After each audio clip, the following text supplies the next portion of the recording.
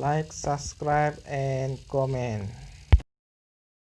Assalamualaikum warahmatullahi wabarakatuh. Kembali lagi bersama saya Aris Irawan. Kali ini jurnal harian saya mereview tentang komitmen anti korupsi bagi seorang ASN. Untuk kita ketahui bahwa korupsi itu tidak saja bisa dilakukan oleh seorang pegawai negeri, aparatur negara, tapi bisa saja dilakukan oleh setiap orang yang secara melawan hukum, baik itu ASN, aparatur negara, pejabat publik, maupun orang perorangan, orang biasa, atau korporasi, baik korporasi swasta maupun BUMN ataupun BUMD. Kenapa ASN penting? Karena salah satu subjek pelaku korupsi itu adalah salah satunya ASN, dan semoga itu dapat menjadi komitmen bagi seorang ASN untuk tidak melakukan tindak pidana korupsi. Yang pertama, tentang definisi korupsi itu sendiri. Sebelum kita bahas anti korupsi, itu kita harus tahu tentang apa itu definisi korupsi.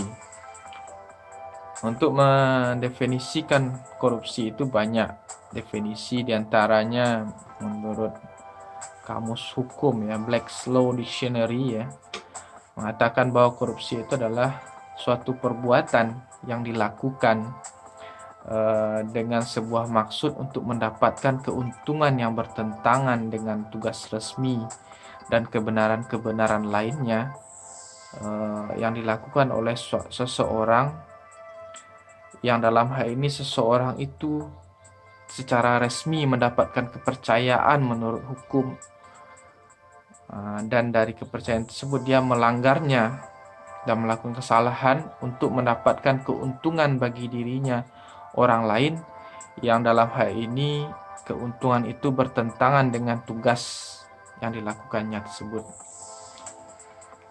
Dari segi istilah, korupsi itu banyak berasal dari kata corruption, corruptio, corruptus, corruptie, dan sebagainya, yang artinya adalah perbuatan menyimpang, perbuatan yang melanggar dari kesucian, perbuatan yang menghina, perbuatan yang berupa fitnah dan sebagainya, perbuatan curang dan dapat disuap dan tidak bermoral dari segi kamus. Itu definisi dari Kamus Besar Bahasa Indonesia. 5 jenis atau tipe tindak pidana korupsi menurut Undang-Undang 3199. Yang tindak pidana korupsi tipe pertama yaitu tindak pidana korupsi yang dilakukan oleh setiap orang yang secara melawan hukum, menguntungkan diri sendiri, orang lain, atau korporasi yang dapat merugikan perekonomian negara dan keuangan negara. Itu diatur dalam pasal 2 Undang-Undang 3199. Kemudian tindak pidana korupsi tipe kedua yaitu sebagaimana yang diatur dalam pasal 3 Undang-Undang 3199, yaitu perbuatan setiap orang yang secara melawan hukum menguntungkan diri sendiri, korporasi, orang lain, dan korporasi dengan penyalahgunaan kewenangan sarana yang ada padanya. Kemudian tindak pidana korupsi tipe ketiga yaitu tindak pidana korupsi yang berkaitan dengan percobaan, permufakatan jahat, dan sebagainya. Lalu ada tindak pidana korupsi tipe keempat dalam Undang-Undang 3199, yaitu perbuatan setiap orang, tindak atau korporasi yang secara melawan hukum sebagaimana diatur pasal 5, 6, 7, 8, 9, 10A, 10B, 10C Undang-Undang Tindak Pidana Korupsi yang berkaitan dengan penggelapan, kerakusan, dan berbagai jenis lainnya tindak pidana korupsi. Lalu ada tindak pidana korupsi tipe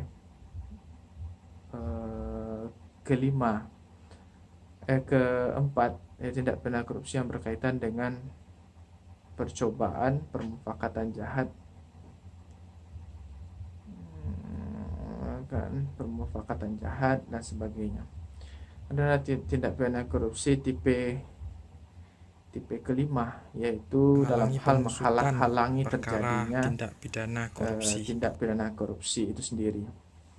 Ada yang perlu penting yang dipahami oleh seorang ASN dalam pemberantasan tindak pidana korupsi. Ada nilai dasar pemberantasan tindak pidana.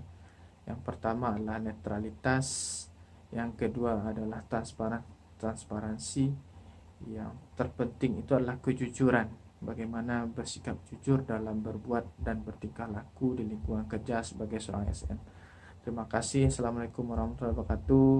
Anti korupsi. Like, subscribe, and comment.